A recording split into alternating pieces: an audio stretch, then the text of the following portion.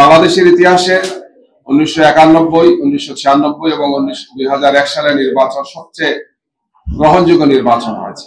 জাতীয়ভাবে এবং আন্তর্জাতিক মানদণ্ডে এই তিনটি নির্বাচন বাংলাদেশের মানুষের প্রত্যাশা বলা যায় যে সবচেয়ে চমৎকার আকাঙ্ক্ষা সেখানে পূরণ করতে পেরেছিল, গ্রহণযোগ্যতা পেয়েছিল। এই কেয়ারটেকার সরকার হাসিনা সরকার ক্ষমতায় আসার পর তারা বাতিল করেছেন এবং এরপরে যে তিনটি নির্বাচন হয়েছে 2014, 2018 এবং 2024-এর যে তিনটি নির্বাচন বাংলাদেশের ইতিহাসের সবচেয়ে কলঙ্কিত তিনটি নির্বাচন।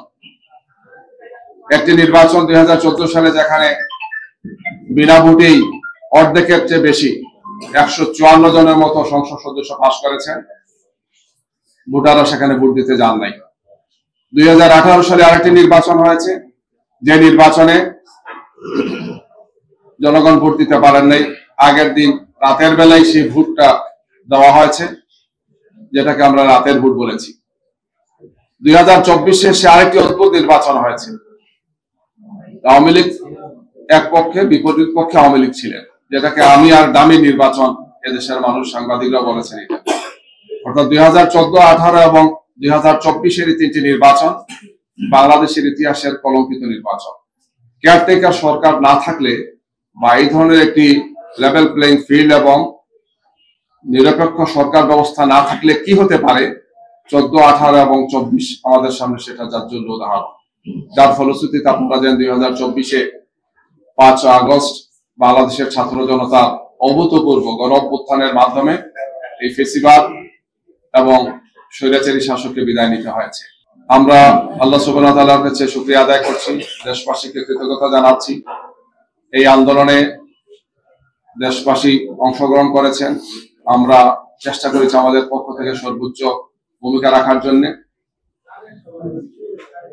এই অন্তর্বর্তীকালীন সরকার দায়িত্বে আসার পর এই কেয়ারটেকার সরকার নিয়ে আপনারা জানেন হাইকোর্ট রিট হয়েছে, শুনানি হয়েছে, অনেক পক্ষ সেখানে ছিলেন।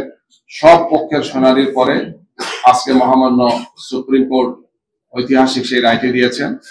এই রায়ের মাধ্যমে কেয়ারটেকার সরকার বাংলাদেশে আবার পুনঃপ্রতিষ্ঠিত হলো।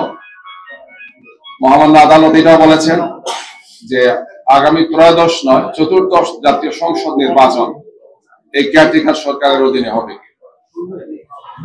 আমাদের সংবিধান সংশোধন সহ অনেকগুলো কাজ আগামী নির্বাচনের পরে হবে, সেখানে এই সমস্ত বিষয়গুলো জাতীয় সংসদে আলোচনা হবে। কেয়ারটেকার সরকার পুনঃপ্রতিষ্ঠা হওয়ার মাধ্যমে আমরা মনে করি যে গণতন্ত্র তার ইতিবাচক ধারায় ফিরে আসবে।